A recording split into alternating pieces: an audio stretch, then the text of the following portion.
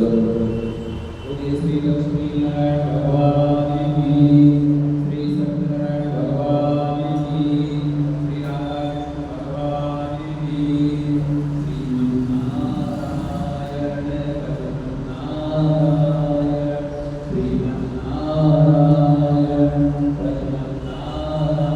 भजनारायण, लक्ष्मी नारायण नारायण लक्ष्मी नारायण नारायण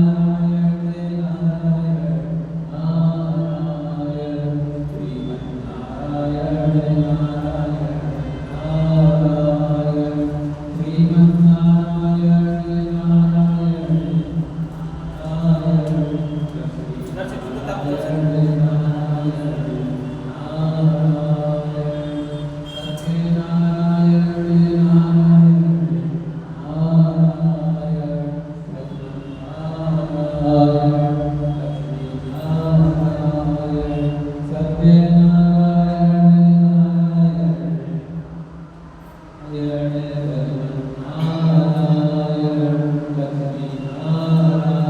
नारायण श्रीमन्नारायण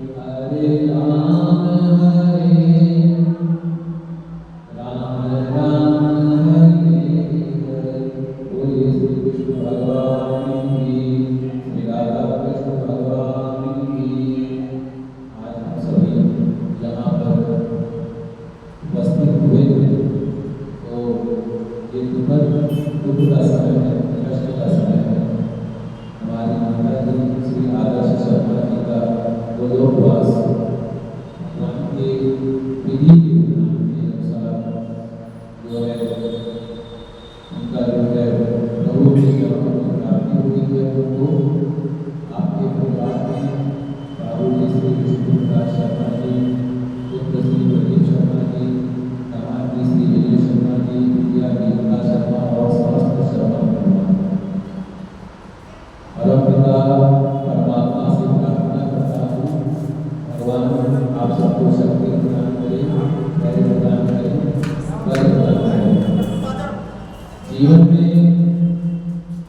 सुख और दुख का तो एक वक्त है, सुख और दुख कभी खत्म नहीं होता। जहाँ पर सुख वहाँ पर दुख, और जहाँ पर दुख वहाँ पर सुख। जैसे कि हम सभी ने अपने जीवन में देखा है, सब लोग फ्री लगाते हैं, हमको जिसको फ्री लगाते हैं, पर अधिकतर लोग कुछ लोग लगाते हैं। तो सुख और दुख का जो संबंध है घड़ी के द्वारा क्या संबंध है सुख और दुख का, प्रयास कीजिए कि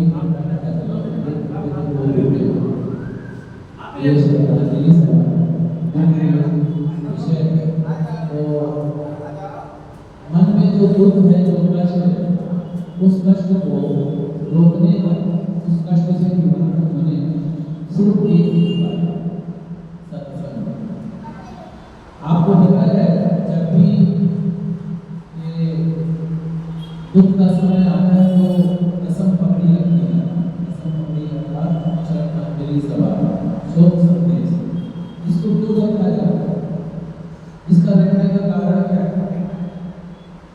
कारण ये है कि हमारे जीवन में सुख और दुख से एक ही चीज होता है। ऐसे होता है बुद्धि विकार, इसके द्वारा बुद्धि विकार। और बुद्धि आती कहाँ से है? बुद्धि आती है सत्संग से। हमारे जीवन में तीन प्रकार की बुद्धि हमारे जीवन में होता है, तीन प्रकार की बुद्धि हमारे जीवन में विद्यमान। कौन कौन सी? आप सब आराम से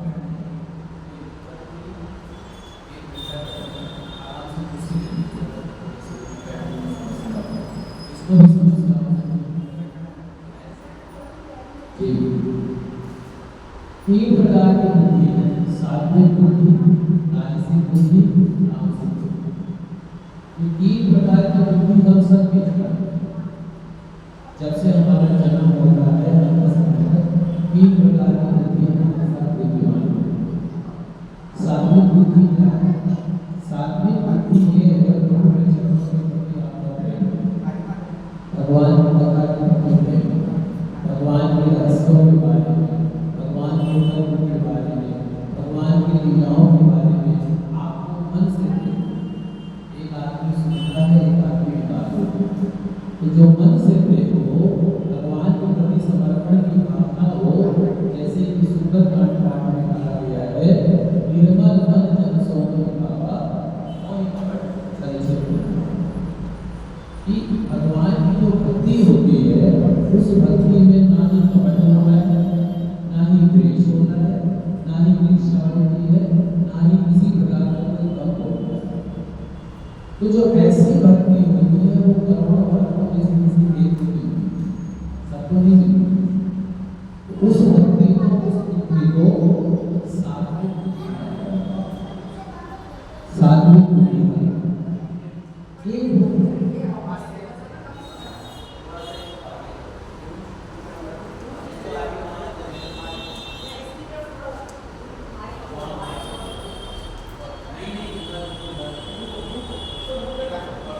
हेलो, दूसरा हेलो और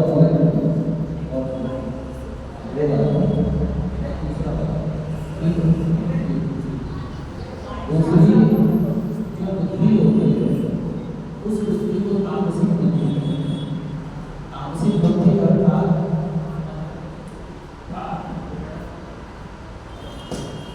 तामसिक बुद्धि होती है जैसे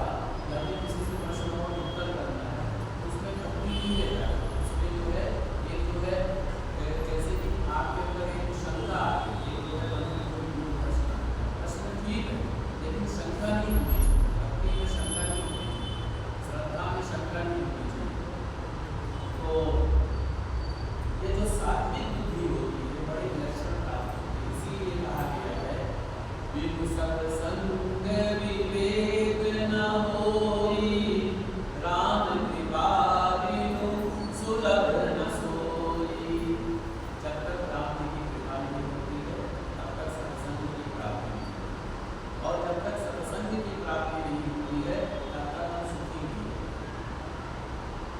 अब देखिए, जो मैं इस विषय पर बात कर रहा हूँ कि शोक सभा, श्रद्धांजलि सभा में सत्संग का आयोजन किया जाता है, क्योंकि यही एक ऐसी सत्संग, यही एक ऐसा तत्व है जिसके द्वारा हमारा दुख कम हो सकता और किसी प्रकार का दुख कम नहीं हो सकता।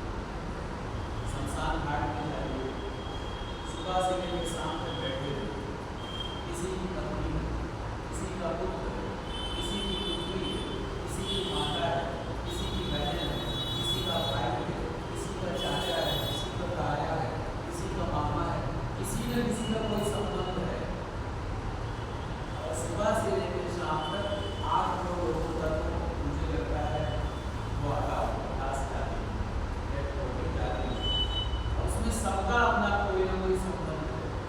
लेकिन क्या होता है, हमारे यहाँ जब कोई प्रकार की समस्या आती तो हमें लगता है हमारे जीवन में भगवान ने कोई इससे बड़ा कोई नहीं। लेकिन कभी अगर आप वहाँ पर जाकर के देखिए, शमशान घाट में जाके देखिए, सुबह से शाम तक बैठे रहिए, वहाँ कितने लोग आते हैं। कई तो अच्छी उम्र के कहते हैं घाट छोड़ जाते हैं, कई जगह तो जैसे कि कहने का अर्थ क्या है कि जब दूसरे का दुख होता है तो वो दुख हमें दुख नहीं लगता, और जब हमारा दुख होता है तो हमें बहुत ज्यादा लगता है। दूसरा, दुख का सबसे बड़ा कारण मोह होता है। क्या होता है? मोह। मोह सबसे बड़ा कारण होता है। जैसे हमारे पड़ोस में किसी की मृत्यु हुई, हमें कष्ट हो, हमारे ब्लॉक में किसी की मृत्यु हुई, हमें पूरा मौका कष्ट हो, हमारे जिले में किसी को कोई समस्या हुई, हमको थोड़ा और कष्ट हो, और हमारे प्रदेश में किसी को कोई कष्ट हुआ, हमको थोड़ा और कष्ट हो, और हमारे भारतवर्ष में किसी को कोई परेशानी हुई है, हमको रंजित मानना। पर जब वही चीज संबंध धीरे धीरे नजदीक आना शुरू हो गई, और जब हमारे घर में समस्या आ गई, तब हमें कष्ट आ रहा है। उसका कारण क्या है? मोह। मोह के कारण ही इस संसार में सारे प्रकार की जो समस्याएं हैं, जहाँ पर मोह खत्म वहाँ पर समस्याएं खत्म। अब मोह आदमी का खत्म नहीं हो, मोह आदमी का विद्यमान है। इसीलिए कहा गया है, मोह सकल व्याधि में कर भूला, तिन ते भय उपजई बहुत सुख। मोह ही सबसे बड़ा कष्ट का। अब ऐसा तो है कि हम मोह करें, ऐसा हो सकता है या मोह न करें। मोह तो होना स्वाभाविक है, क्योंकि जैसे ही हमारा जन्म इस धरती पर होता है, वैसे ही मोह का संबंध प्रारंभ होता है। जब हमारा जन्म होता है हम तो एक शिशु होते हैं, छोटे से बच्चे की मृत्यु होती है, तो हमें ये पता ही नहीं होता है कौन हमारी माँ है, कौन हमारा पिता है, कौन हमारा भाई है, कौन हमारी बहन है, कौन हमारी पत्नी, पुत्र, पुत्री, संसार, दोस्त, परिवार हमारे। और जब मृत्यु हो जाती है तो मृत्यु के बाद भी नहीं पता चलता, तो बीच का संबंध रहता है जब हमें केवल मोह होती है। जैसे ही हमारा जन्म होता है, कोई कहता है कि मैं तुम्हारा पिता हूँ, कोई कहता है कि मैं तुम्हारी माँ, कोई कहता है कि मैं तुम्हारी बहन, कोई कहता है कि मैं तुम्हारा भाई हूँ। जैसे थोड़ा और बड़े हो जाते हैं, फिर कोई कहता है मैं तुम्हारी पत्नी, कोई कहता है मैं तुम्हारा पुत्र, कोई कहता है मैं तुम्हारी पुत्री, और कोई कहता है मैं तुम्हारा बहुत खास दोस्त रिश्तेदार, कोई कहता है मैं तुम्हारा पड़ोसी, कोई कहता है मैं तुम्हारा संबंधी। पर ये संबंध सिर्फ और सिर्फ मृत्यु है। और जब ये संबंध जुड़ने लगता है, तब जो है जहाँ पर मोह होगा वहाँ पर कष्ट होगा। इसीलिए भगवान क्या कहते हैं, हमको अपने जीवन में आसक्ति रहित होकर करना है। आसक्ति रहित होगा कि जैसे कि मैं इस जगह पर आकर के बैठा, गोपाल मंदिर के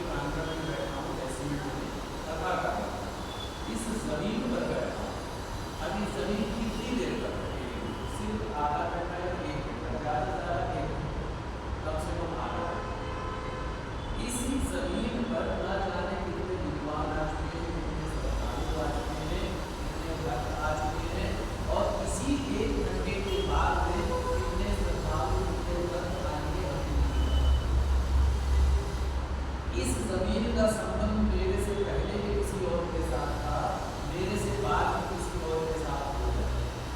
अब अगर इस जमीन को मैं अपना समझ लूंगा तो ये मेरे कर्म का काम है। अगर मैं यहाँ कब्जा करूँ और कहूँ मैं यहाँ पर मेरा स्थान है, तो मुझे रहेंगे कमेटी वाले बुला देंगे, पंडित को बुला देंगे, जाओ पंडित वाले को बोले तो आओ 1 घंटे के लिए यहाँ से जा ही नहीं है, जो भी बाबा को गए हुए, अरे भैया थोड़ी देर के लिए जाए जाओ। तो ऐसे ही अगर मैं प्यार से चला जाऊंगा तो मेरे लिए आप लोगों के लिए भी हंस का विषय रहेगा, उनके लिए भी हंस रहेगा, ये आए पता करके चलेगा। तो ऐसे ही आप जितनी चीजें मिली ये सब कुछ आपकी नहीं, ये सब कुछ आपकी नहीं, ना तो ये जमीन आपका है, ना ही ये परिवार आपका है, ना ही आपका धन आपका है, ना ही मकान आपका है, ना ही आपका नाम आपका है, ना ही यश आपका, कुछ ही नहीं। और जो आपका नहीं उसे ही आप समझ के बदल हो रहे, यही आपके कष्ट का कारण है, यही दुखों का कारण है। जो आपका है नहीं वही आप अपना समझ, आपका कुछ भी नहीं, यहाँ तक कि आपका शरीर भी आपका शरीर भी परमात्मा परमात्मा का है, कुछ भी नहीं है। आपका सिर्फ और सिर्फ पता है क्या, भगवान शंकर जी कहते हैं कबीर जी माता पार्वती जी से क्या कहते हैं, संसार के बारे में बहुत ही अच्छी बात बताते हैं। भगवान शंकर जी कहते हैं मैं अपना एक्सपीरियंस बता रहा हूँ, अनुभव बता रहा हूँ, क्या माता हूँ मैं अनुभव अपना सब हरि भजन जगत सब सपना। मैं अपना अनुभव बताता हूँ, ये सारा संसार स्वप्न है। और सत्य क्या है, सत्य हरि का भजन, सत्य हरि का सुमिरन, सत्य हरि की कथा, सत्य भगवान की कृपा, और सत्य कुछ नहीं। जैसे हम स्वप्न में बहुत चीजें देखते हैं पर जब जागते हैं तो कुछ नहीं होता, जागते हैं तो सब कुछ जो है चीजें दिखती हैं। ऐसी सारी चीजें जो है स्वप्न है। मैंने परसों की बात बता रहा हूँ, पूजा पाठ करते हुए मुझे 35 साल इतना छोटा सा था, 8 साल का मैं फिर बैठा गया। अगले लाइन में बाद में लेकिन मेरा जो शुरुआत हुआ, जो मेरी यात्रा प्रारंभ हुई भगवान के चरणों से प्रारंभ, और मेरा जो अंत होगा इनके चरणों में होगा, मुझे उनका भरोसा। तो मैं सोच रहा था 35 साल हो गया मुझे पढ़ाई करते हैं, अभी तक मैं व्यवस्था नहीं बना सकता।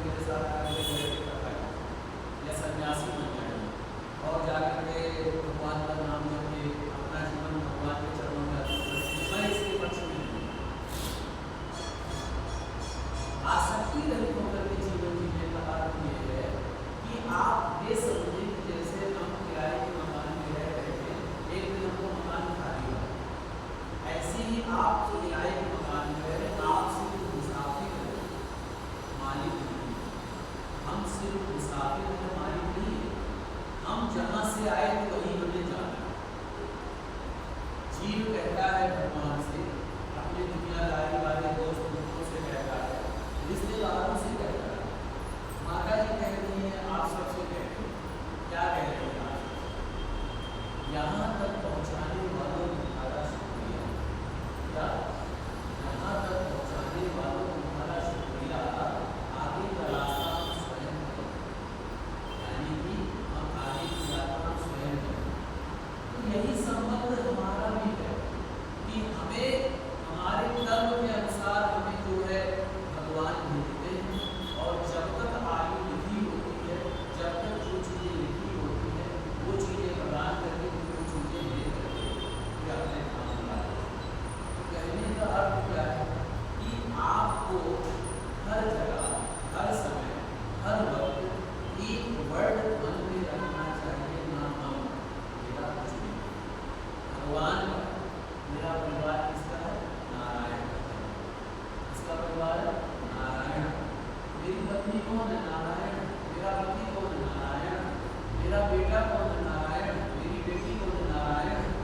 मेरे पौत्र पौत्री सब कौन है? मेरे नारायण। मेरा दोस्त कौन है? नारायण। मेरा संबंधी कौन है? नारायण। मेरा मकान कौन है? नारायण का मकान है, मेरा मकान नहीं है। मेरा बिजनेस कौन है? नारायण का बिजनेस है, मेरा बिजनेस नहीं है। यहाँ तक कि जितनी भी चीजें सब कुछ नारायण है, सब कुछ नारायण है, और उन्हीं को अर्पित करते हुए जो है अपना जीवन जीना चाहिए। अब सबसे बड़ी बात कि आपका जो कर्म है वो आपको करना बेहद आवश्यक, वो आपका कर्म करना बेहद आवश्यक। जैसे कि आप एक घर की मुखिया, तो आपका कर्ज है परिवार का उत्तरदायित्व आपको देखभाल करना, आपको जिम्मेदारी से उठाने सकते। ऐसे ही हम सबके जीवन में एक कर्म, पता है वो धर्म कहते हैं, धर्म हिंदू, मुस्लिम, सिख, ईसाई, ये धर्म है। कहते हिंदू का अपना धर्म है, मुस्लिम का अपना धर्म है, सिख का अपना धर्म है, लेकिन वास्तविकता में धर्म क्या है? आप शायद नौकरी करते हो, नौकरी किस विभाग में? अच्छा, चलिए आप अपनी नौकरी करते हो, तो जो नौकरी करते हो नौकरी नहीं कर रहे, आप अपना धर्म का निर्वाह, आप बाबू जी अपने धर्म का निर्वाह कर रहे हो। जो जिम्मेदारी जैसी इतना आघात कष्ट है, फिर भी उन कष्टों को बीते हुए अपना उत्तरदायित्व निभा। आपका कभी भी अंदर जो भी काम करते हो आपका अपना है, कोई डॉक्टर है वो जाकर के पेशेंट की सेवा करता है, उसका धर्म है पेशेंट की सेवा करना। कोई वकील उसका काम है, काम अपना जो है, कोई जो भी जिस विभाग में है, डॉक्टर है, पुलिस है, इंजीनियर है, जितने विभाग हैं, मैं ब्राह्मणों की बात करता हूँ। मेरा क्या है? मेरा कर्म भगवान की पूजा पाठ बड़े ही श्रद्धा भक्ति भाव से, भगवान की कथा बड़े ही भक्ति भाव से, ये मेरा धर्म है। वो धर्म नहीं है हिंदू मुस्लिम सिख ईसाई, ये धर्म। आप अपने धर्म का पालन कैसे करते हैं, और जीवन में हमें जो कुछ भी मिलता है, चाहे कोई फल मिला है, चाहे कोई यश मिला है, चाहे कोई प्रतिष्ठा मिली है, ये आपके प्रारब्ध के अनुसार स्वयं नहीं मिली, आपका प्रारब्ध का कुछ और, तब आपको वो वस्तु मिली।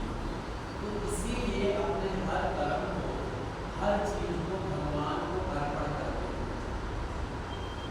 और अगर भगवान को अर्पण करते हुए चलोगे तो कष्ट नहीं होगा। दूसरी बात, हम सब जो है अपने सब लोग, हम लोग जो है युद्ध कर रहे हैं। क्या कर रहे हैं? युद्ध कर रहे हैं। कैसा युद्ध कर रहे हैं? किसी को अगर कोई चीज मांगना है, किसी को कुछ है, किसी को कुछ है, हर कोई युद्ध कर रहा है। अब अचानक ये जो कष्ट आया है, तो ये भी एक तरीके का युद्ध है। इतना बड़ा कष्ट को कैसे संभालना, किस तरीके से अपने मन को धीरज देना, ये बहुत बड़ी बात है, छोटी बात नहीं है। हम तो 2 मिनट आएंगे सबसे पहले चले, और जब जिसके जीवन में कष्ट होता है उसी को पता कहता है अपना अगाध, इतनी अगाध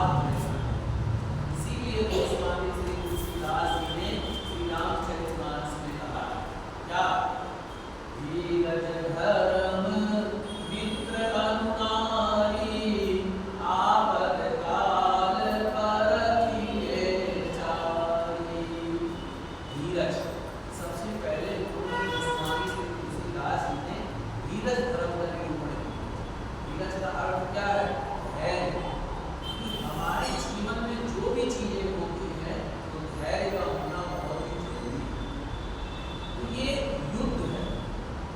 अब इन कष्ट जो हमारे मन में जो कष्ट है, ये कष्ट युद्ध है।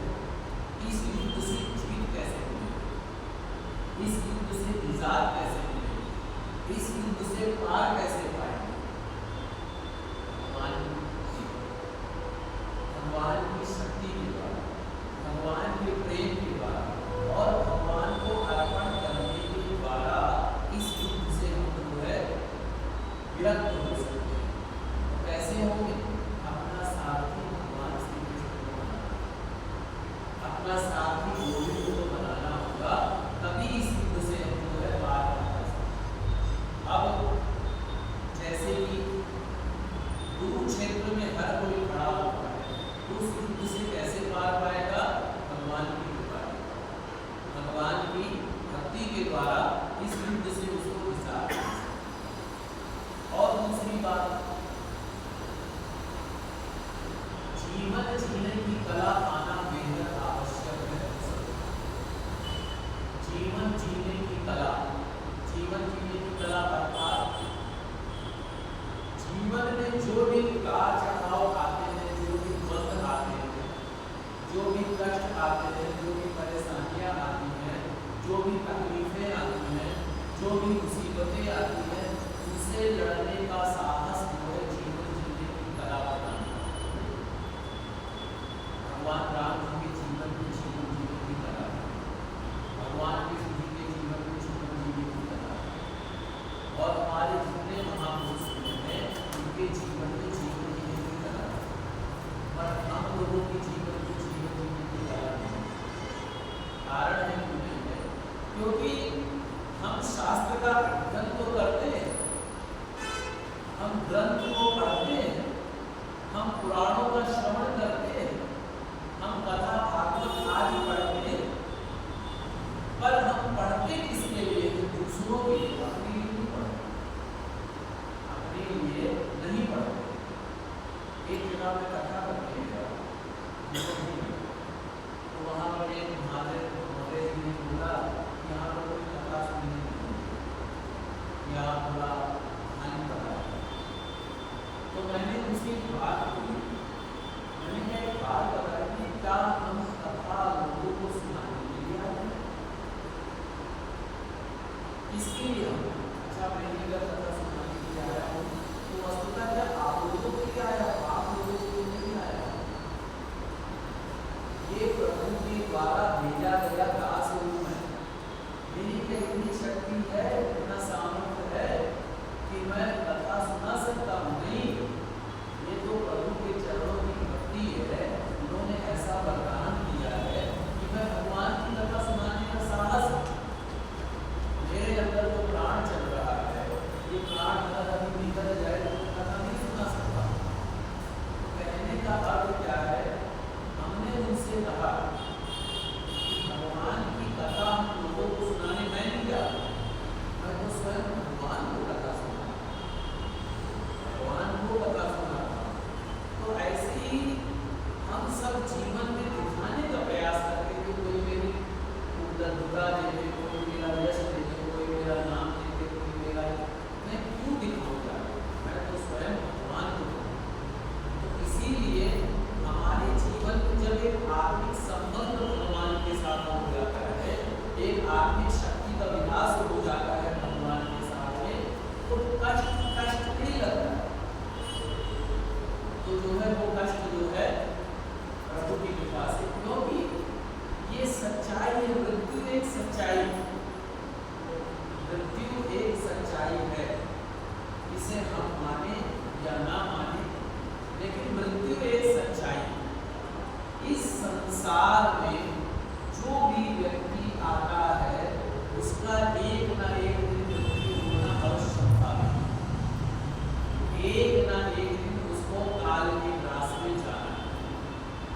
यहाँ तक कि पेड़ पौधे पशु पक्षी सब कुछ जो है। दूसरी बात, जिसके लिए हमें सबसे ज्यादा घमंड होता है,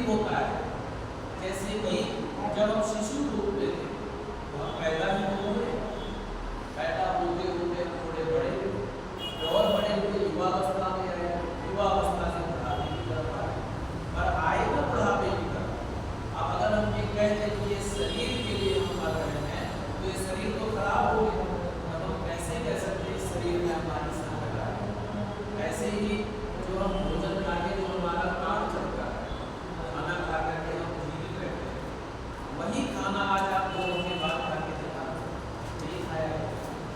2 दिन की बाद की क्या बात कर रहे हो, सुबह खा के देखा वही भोजन नहीं खाया। तो उस अंग की भी पुष्टता परिपूर्ण नहीं है, हमारा शरीर भी परिपूर्ण नहीं है, हमारा धन भी परिपूर्ण नहीं है, हमारा वैभव भी परिपूर्ण नहीं है, सिर्फ और सिर्फ हम यहाँ के मुसाफिर। तो हमें तो ऐसा समझना चाहिए कि जो कुछ भी है सब प्रभु परम पिता परमात्मा भगवान का है, सब हमारा कुछ भी नहीं है। दूसरी बात सबसे मुख्य जो हम लोगों को ये समझना आवश्यक है, आपको भगवान ने जो पदवी दी है, जो भी स्थान दिया है, उस पर कभी भी घमंड नहीं। जो स्थान दिया है, जो पदवी दिया है, जो नाम दिया है, उस पर कभी भी घमंड नहीं, कभी भी अहंकार नहीं। ये बस सोचना ये तेरा ही है, चाहे आप बैंक मैनेजर हो, चाहे आप एक टीचर हो, चाहे आप जज हैं, पुलिस हैं, डॉक्टर हैं, ब्राह्मण हैं, कथावाचक हैं, कभी भी अपने मन में अहंकार आप ये समझना भगवान ने हमें इस सेवा के लिए नियुक्त किया।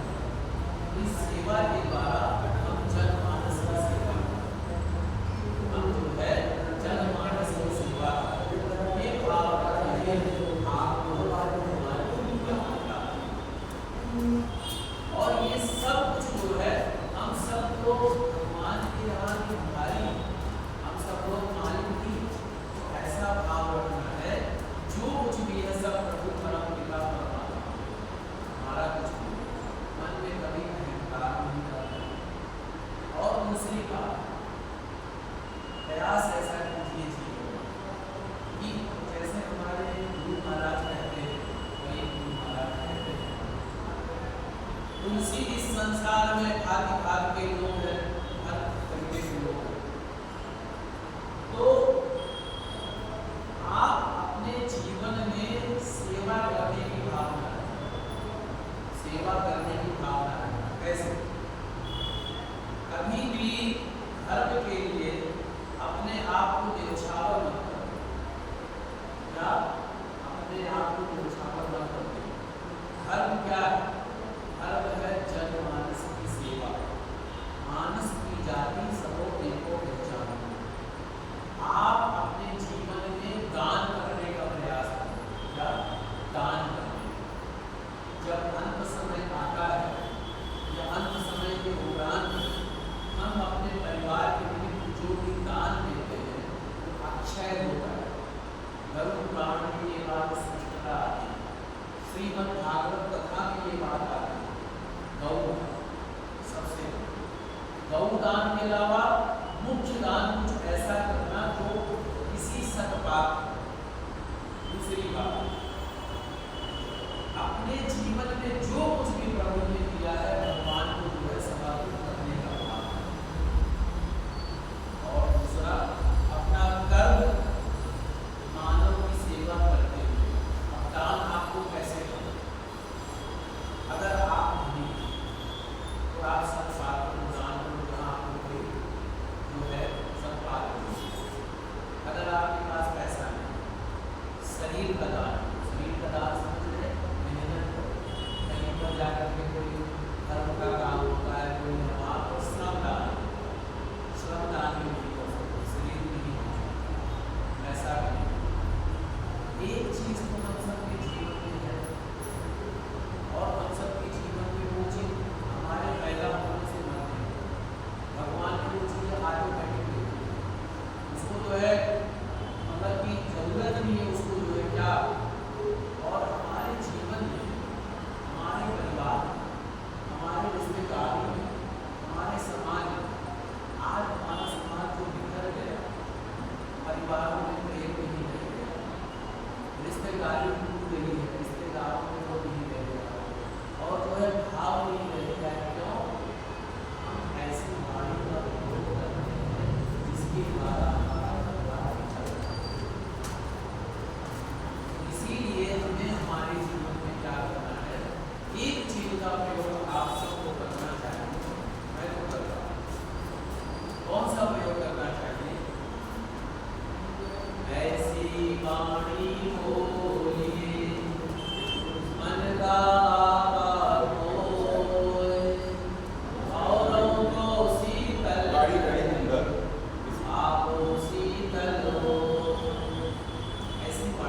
इधर खड़ी की है। स्कूटी से हाँ। वो भी अच्छा लगे और इसलिए वो भी अच्छा। अब प्रयास ऐसा कीजिएगा कि कम से कम अपने परिवार में तो थोड़ा सा विकास का भाव रखें और विकास के साथ साथ अपने निजी जीवन में आप जब घर में जाएंगे, घर में जाने के बाद या अपने ऑफिस में जाएंगे, अपनी दुकान पे जाएंगे, तो ये नहीं कह रहा हूँ कि आप भगवान बन जाएं, पर एक प्रयास कीजिएगा स्वयं ईमानदार, स्वयं ईमानदार हो जाए। जैसे मैं जहाँ अच्छी बातें बोल रहा हूँ, आप अच्छी बातें बोल रहे हैं, तो प्रयास ऐसा कीजिएगा कि अपने समाज में, अपने व्यवहार में, अपनी जगह में भी अच्छी बातें बोलने का प्रयास करें। और दूसरी बात क्या है, वाणी का प्रयोग संभल करके, वाणी का प्रयोग संभल करके करिए, क्योंकि यही एक वाणी होती है जो भगवान को, जो भक्त को भगवान से मिला दे, सबको इकट्ठा कर दे। और यही एक वाणी होती है, यही एक व्यवहार होता है जो अपनों को दूर करे। और दूसरी बात, ये हमारा जीवन को है छोटा धर्म परमानेंट का जीवन नहीं, समाज में नहीं है हमारे बीच। मैं तो आपको बड़ी बात ना ध्यान लेने में साल 2 साल में 3 साल में निकाला, लेकिन अब वो नहीं। तो अब आप उनके लिए जो भी सेवा सत्कार जो भी पूजा करते हैं उनको वहाँ मंत्र के द्वारा कुछ चीजें हैं, लेकिन जब तक भी तब तक आपने अपने व्यवहार के द्वारा, अपने आचरण के द्वारा, अपने वाणी के द्वारा उनकी सेवा की, यही बहुत। और अगर अभी इस समय हमारे परिवार में जितने लोग हैं, तो क्या हम लोग ऐसा नहीं कर सकते हैं कि कम से कम अपनी वाणी का प्रयोग अच्छा करें। दूसरी बात, वाणी के प्रयोग के साथ साथ व्यवहार अच्छा करो, व्यवहार अच्छा करो। और एक बात बताऊं, हमारे जो परिवार में जो संबंध होता है ना, ग्रहों के आधार पर भी, क्या ग्रहों के आधार पर भी हमारे परिवार का संबंध होता है। 4.5 दिन पढ़ा तो जैसे कि अगर आप चाहते हो कि समाज में मेरी खूब इज्जत, मेरी खूब प्रतिष्ठा, मेरा नाम यश, तो अपने पिता की सेवा करो। पिता कौन है? सूर्य। सूर्य कौन है? राजा। और अगर चाहते हो कि मेरे मन का जो कष्ट है, मेरे मन में जो चिंताएं लगी रहती है, परेशानी लगी रहती है, दुख विपत्ति, अच्छा आदमी 2 तरीके से बीमार होता है, एक शरीर से और एक मन से। 50% लोग मन से भी बीमार, मन के कष्ट है और उसी कष्ट को लेकर जीते। कई लोग शरीर से परेशान, कई लोग मन से परेशान। तो मन का कारक कौन है? चंद्रमा। चंद्रमा मन से हो जाता, चक्षु सूर्यो हो जाएगा। तो अपनी मां की सेवा। अब अगर चाहते हो कि आपका बिजनेस अच्छा है, काम काज बढ़िया चले, काम काज में उन्नति हो, तो अपनी परिवार की बहन की बेटी को सेवा। और अगर चाहते हो कि मेरे पूर्वजों का आशीर्वाद मेरे ऊपर रहे, मेरे जो है बड़ों का आशीर्वाद मेरे ऊपर रहे, तो आपके जो घर के ब्राह्मण हैं उनकी सेवा। और अगर चाहते हो कि मुझे जीवन का सब कुछ वैभव मिले, सब कुछ सुख सुविधाएं मिले, तो शुभ अपने कर्मचारियों को सुख रखोगे तो सही मजबूत हो, अपने भांजे भतीजों को सुखी रखोगे तो लाओगे भी मजबूत हो। ये मैंने इसलिए कहा है क्योंकि सबसे प्रथम हमारा परिवार। तो इसीलिए प्रयास ऐसा कीजिए, जब तक हमारे अपने साथ में हो, तब तक तो ऐसा कीजिए कि उनको अपने कम से कम वाणी के द्वारा तो सुख कीजिए। आप उनको पैसा नहीं दे रहे हो, कोई बात नहीं, फिर व्यवहार को प्रतिकूल रखिए। ऐसा व्यवहार मत रखिए, दिल को देखो चेहरा न देखो, चेहरे लाखों को लूटा,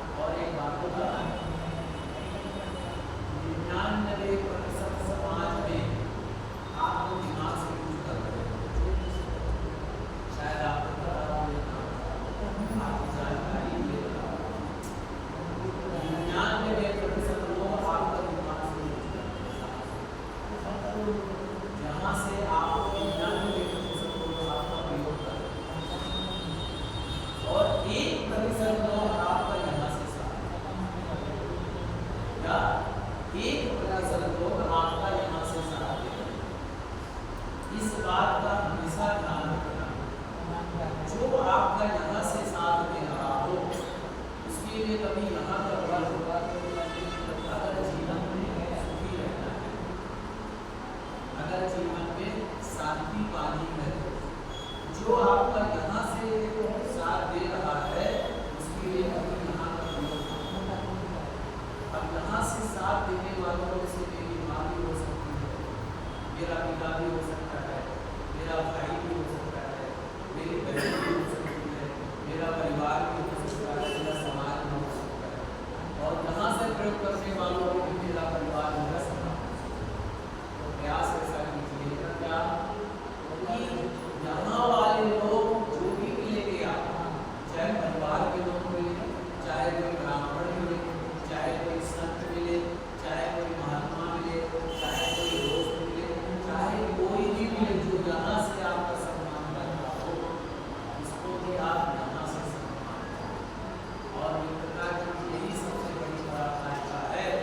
तेरे जैसा यार कहाँ, तेरे ऐसी यारी कहाँ है कि वही मित्रता होती है जो किसी के सुख और दुख को समझ सके, किसी के कष्ट को समझ सके, वही मित्रता तो इसीलिए हमें अपने जीवन में ध्यान रखना है। क्या ध्यान रखना है? जो लोग भी और आपको इतना समझ नहीं है आप कि जो आपका यहाँ से साथ का होता है आपको पता ही है। दूसरी बात, नफरत और प्यार कभी भी छिपाई नहीं। क्या नफरत और प्यार कभी भी छिपाई नहीं। अगर मैं आपसे नफरत करूं तो आप कुछ भी नहीं बोलोगे, तब भी मुझे पता चल जाएगा कि आप मेरा आना आपको अच्छा नहीं लगता। या आप ऐसे अगर आप मुझसे प्यार करो तो आप कुछ नहीं भी बोलोगे, तब भी मुझे पता चल जाएगा कि आप मुझे चाहते हो। समझ गए? तो इसीलिए नफरत और प्यार जैसे छिपाए नहीं छिप सकता है, इसी तरीके से आपको जो दिल से साथ देता है वो आपको स्वयं पता चलेगा कि कौन आपको साथ देगा। और है समाज में ऐसे लोग हैं जो आपका दिल से सपोर्ट करते हैं, और आप क्या करते हो, आपकी आदत पड़ चुकी है दिमाग से यूज करते हो। और जब ऐसे लोगों को आप छोड़ देते हो ना, तो भगवान पता है क्या कहते हैं, जो अच्छे लोग होते हैं वो अच्छे लोगों को समझते हैं। क्या जो अच्छे लोग होते हैं वो अच्छे लोगों को समझ नहीं पाते, और जब तक समझते हैं तब तक बहुत देर हो चुकी है। जब तक समझते हैं तब तक बहुत देर हो चुकी है।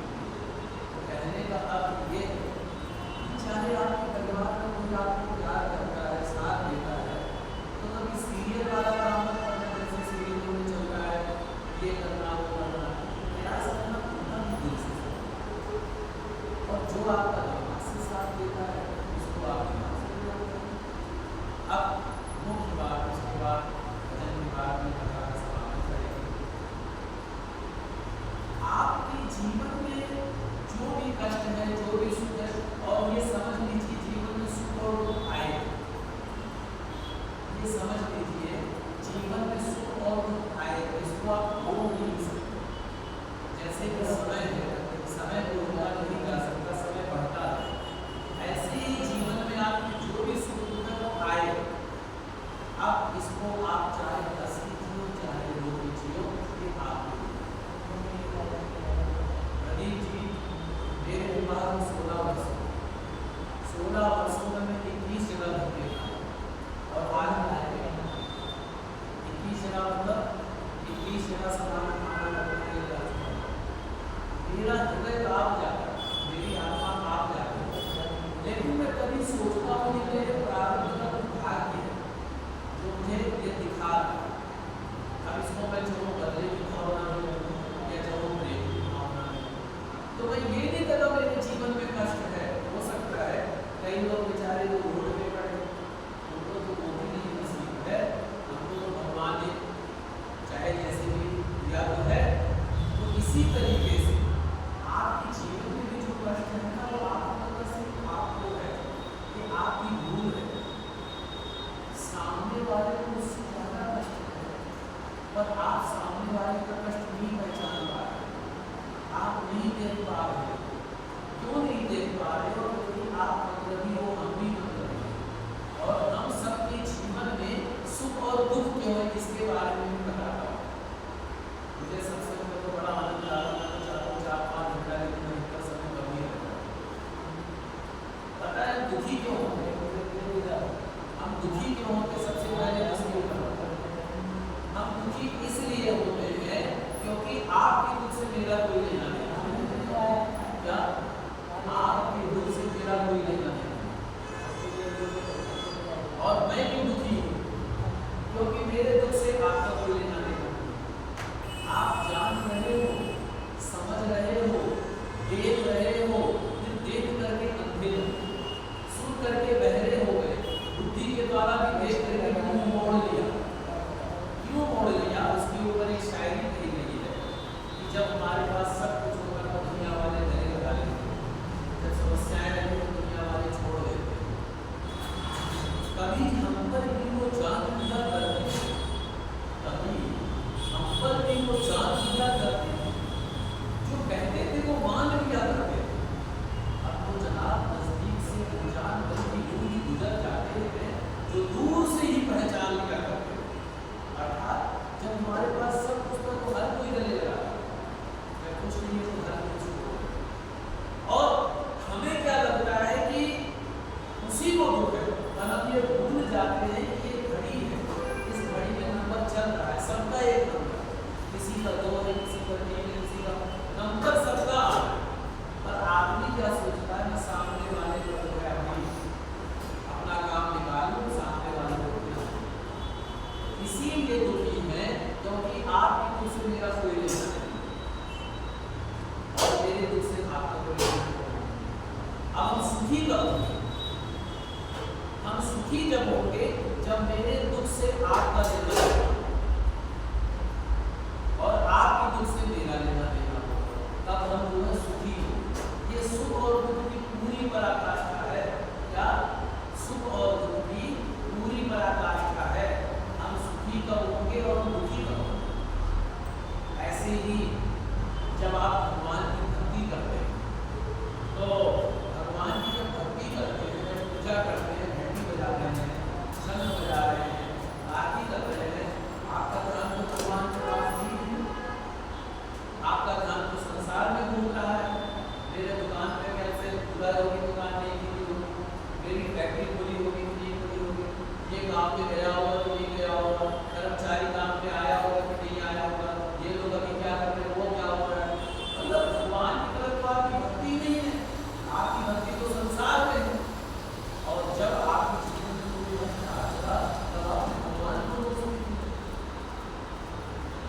तो भगवान से जब आपको कोई संबंध नहीं तो दोष देने का कोई कारण नहीं है। दोष देने का भक्ति कैसे करें? भगवान आपसे क्या मांगते हैं और भगवान आपको क्या देना चाहते हैं, ये सबसे बड़ी बात। भगवान कहते हैं तू अपनी बुद्धि मुझको मत दे, तू अपने आप को मुझको दे। ये बुद्धि जो है संसार वालों को दे।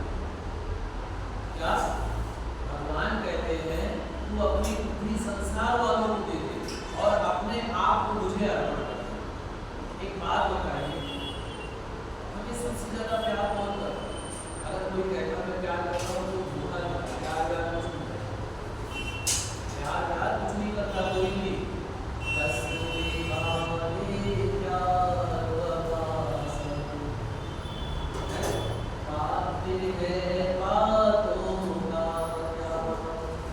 कोई किसी का नहीं है जग में, नाते है नातों का प्यार, बस निभाते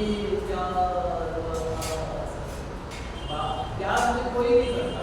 अगर हमें लगता है कि मेरी पत्नी मुझे प्यार करती है तो झूठ है। क्यों झूठ है? क्योंकि जब तक मैं कमा रहा हूँ, जब तक मैं ठीक ठाक हूँ, तब तक वो पत्नी बहुत अच्छा है। जब मैं नहीं कमा रहा हूँ, मैं रोगी हो गया हूँ, बीमार हो गया हूँ, पैसे नहीं है, तब पता चलेगा कि मेरी पत्नी प्यार करती है कि नहीं करती। ऐसे ही हम कहते हैं पति प्यार करता है। तो जब तक हम घर की व्यवस्था कर रहे हैं ठीक ठाक, तब तक तो हमारी पत्नी बहुत अच्छी है। हम घर पे जाके बैठ गए, कुछ दिया नहीं है, तो हमारी पत्नी प्यार, तो प्यार कहाँ हुआ? ऐसे ही भाई का जब तक हम भाई का सपोर्ट कर रहे हैं तब तक भाई हमें कह रहा बहुत अच्छा है, भाई का सपोर्ट हमने बंद कर दिया, भाई ने कहा बहुत खराब है, ये पुत्र का है। हम बेटे को पढ़ा लिखा के सब चीजें कर रहे हैं, पापा का ग्रेड, और आप बेटे के लिए कुछ नहीं किया, बेटे ने कहा पापा खराब। ऐसे ही बेटा भी कह रहा है, क्या कह रहा है बाप से कि बाप जब तक सारी संपत्ति मुझे दे रहा, मेरा बाप बहुत अच्छा है, और मेरी संपत्ति किसी को दे दी, मेरा बाप था। तो प्यार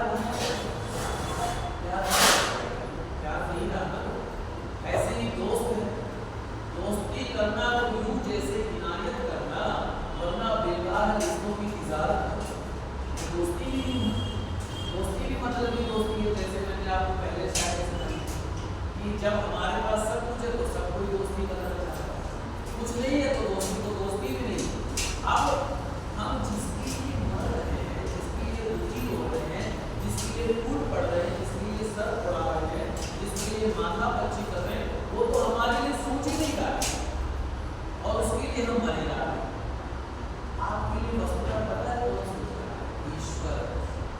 ईश्वर अंश जीव अविनाशी, ईश्वर सोच रहा है, और ईश्वर की बनाई हुई प्रतिमा है हम।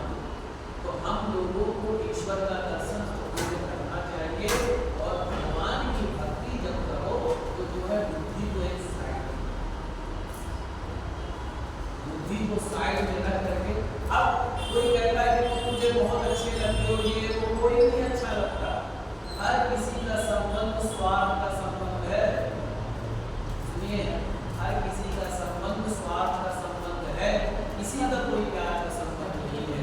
प्यार का संबंध है तो सिर्फ और सिर्फ भगवान का है, और किसी का कोई संबंध नहीं। अब हम क्या करते हैं? स्वार्थी दुनिया से तो प्यार करते हैं, और जो परम पिता परमात्मा है, जो ईश्वर है, जो परम कृपालु है, जो सच्चिदानंद है, जो दया स्वरूप है, जो कृपा का सागर है, उसमें हम बुद्धि लगाते हैं। तो प्रयास ऐसा करना चाहिए तो अपनी बुद्धि संसार को दिखाना, और अपना जो अपने आप को अर्पण भगवान को। आज के सत्संग सभा के सत्संग में माता जी के निमित्त जो मैंने सत्संग किया, उसका मूल कारण यही है, मूल उद्देश्य यही है कि अपने आप को भगवान को समर्पण, अपने आप को भगवान को समर्पण करके भगवान की भक्ति कैसे करो, भगवान की शक्ति कैसे करो। निर्मल मन जन सोहि मोहि कपट छल चित्र नहा। ऐसी है, ऐसी भक्ति करो, निर्मल वाली। दूसरा, परिवार, वाणी का प्रयोग अच्छा, किसी का मजाक मत उठाओ, किसी का फायदा मत उठाओ, किसी के साथ जालती मत करो, किसी के साथ बेईमानी मत करो, किसी के साथ छल मत करो, किसी के साथ कपट मत करो, किसी के साथ विश्वासघात मत करो। अगर कोई आप पर भरोसा करता है, उसके भरोसे को मत करो। और दूसरा, वाणी का प्रयोग सही करो। मूल सबसे बड़ी चीज क्या है? अपने निजी जीवन में थोड़े से ईमानदार, मैं पूरा ईमानदार नहीं कहता, क्योंकि कलयुग में अगर आप पूरे ईमानदारी रहोगे तो नहीं चल सकेगा, लेकिन अपने मन के अंदर से ईमानदार, अपने आप से ईमानदार रहो। आपको भगवान ने जो भी कर्म दिया है, चाहे वो मेरी विद्या है, पढ़ती होगी, यदि आप शिक्षा ग्रहण करती हो तो अच्छा, चलो कुछ ना कुछ तो कर ही रहे हो, तो अपना कर्म ईमानदारी से करो, ठीक है? अपनी पढ़ाई ईमानदारी से करो, अपना कर्म ईमानदारी से करो। निजी जीवन में थोड़े से अच्छे, कहीं सत्संग में जाते हो, कहीं जाते हो, कहीं कुछ में भी, जैसे अपने आप को अच्छा दिखाते हो, तो वैसा ही अपने समाज में भी हो, अपने घर में भी अच्छे हो, अपने देश में भी अच्छे हो। क्यों अच्छे हो? क्योंकि ये जीवन क्षण भंगुर है, यहाँ जो आया है उसको जाना है। तो जो आप कर्म किए रहोगे ना, वही चीजें आपको मिलेंगी, वही चीजें आपको मिलेंगी। मैं मुझे जो कुछ भी मिला है पिछले जन्म के कर्म के अनुसार, और जो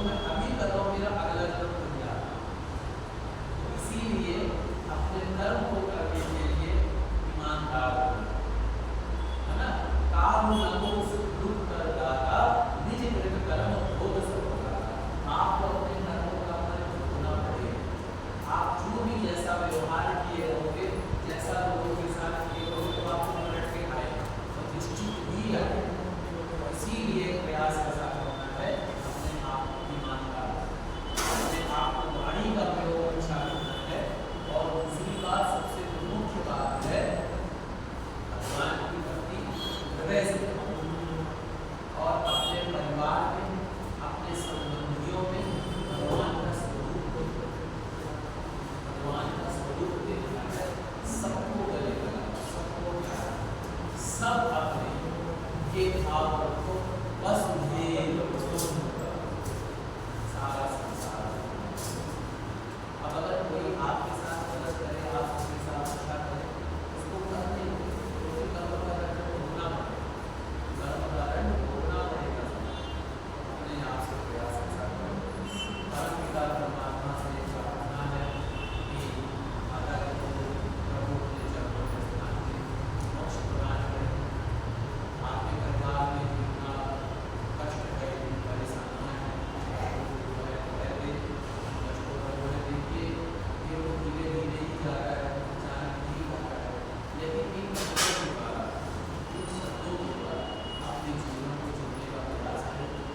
इनके जीवन में जो कुछ भी आदर्श रहा, जो कुछ भी सच्चाई रही, जो कुछ भी प्रेम रहा, उस प्रेम को अपने जीवन में थोड़ा सा यही सबसे सच्ची श्रद्धांजलि होगी।